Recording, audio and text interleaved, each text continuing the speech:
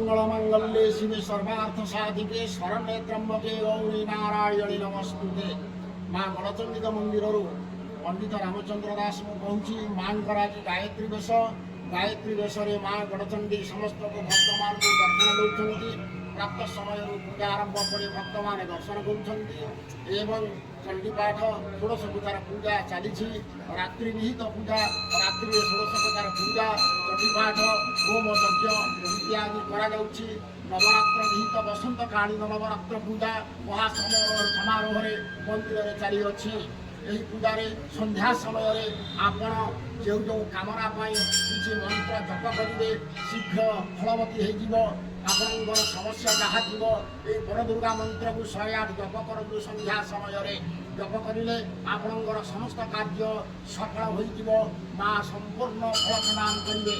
रहुछि नमस्कार। जय जगन्नाथ। जय माँ कामाख्या।